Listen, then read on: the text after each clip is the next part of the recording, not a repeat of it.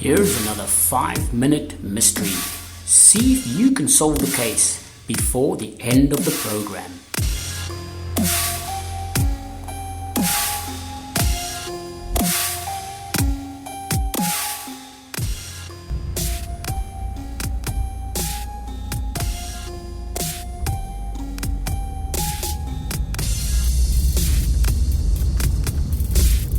Well, Alice, one more block and you'll behold the Brooks household. Oh yes, Jim. It just doesn't seem possible. It's been so long. You and Dorethy married and with a place of your own. Ah, it's true all right. Only too bad you haven't taken advantage of the old Brooks hospitalities sooner. I'm here now, and I intend on having a perfectly wonderful time.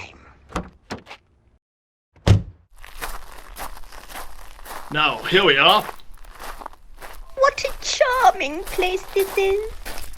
Dorothy's probably on needles and pins waiting for me to get you here.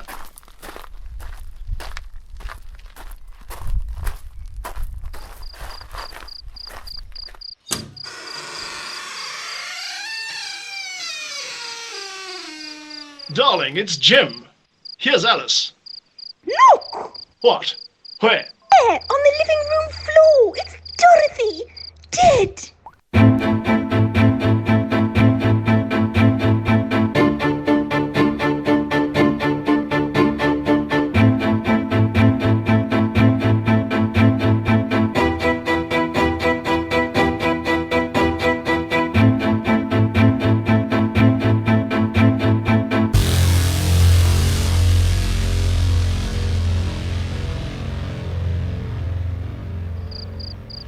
Mr. Brooks, I'm afraid you and Miss Manning will have to submit to some routine questions. Happy to help in any way I can, Inspector.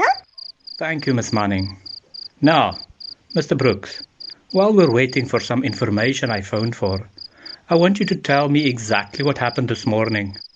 There's nothing much to tell. Both my wife and I were quite excited, expecting Alice, that is, Miss Manning here, to visit us from Chicago.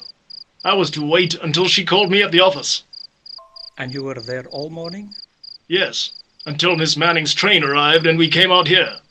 I'd written Mrs. Brooks to tell her that I would call Jim at the office as soon as I arrived.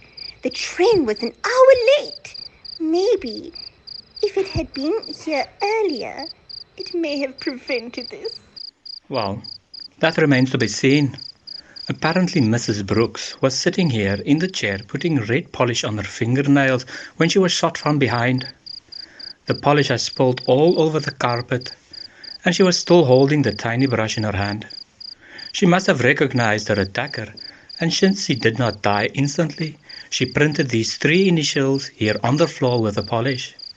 D.O.C. D.O.C. I wish we could tell whose initials she was trying to reveal. You're sure you don't know anyone whose name would fit that? Positive. Oh! Yes, Miss Mannings? Can you think of somebody with those initials? Well, D.O.C. spells Doc, and it's Mr. Brooks's nickname. Why, it can't be. Yes, Mr. Brooks? I haven't been called Doc for over 2 years. It was a nickname I picked up in school. My wife didn't like the name and never used it. No one in New York even knows me by Doc. You've got to believe me, Inspector. It's the truth. Well, that we'll see. Just a minute. Hello? Yes, Grady. Yes? I see. Well? It's sewed up anyway, thanks. Well, you'll both be very happy to know our little murder is solved. Oh, then it wasn't Doc after all? No, Miss Manning, it wasn't Doc. I'm arresting you, Miss Manning, for the murder of Dorethy Brooks.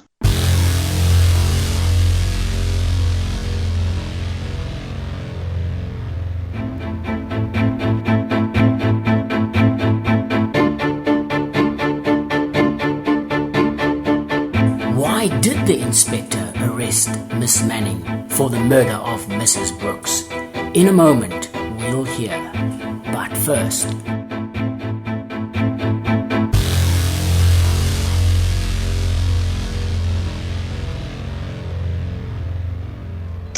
you arrest me?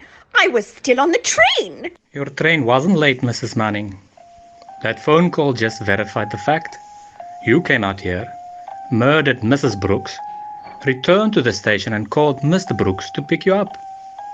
That wasn't what really gave you away, though, Miss Manning. Too bad you did not know Mr. Brooks was no longer called Doc when you printed those letters on the carpet. Next time you leave a name as a clue to throw suspicion, you better get the name right. But of course, there won't be a next time, will there be, Miss Manning? Join us next time for another chance to solve a 5-minute mystery.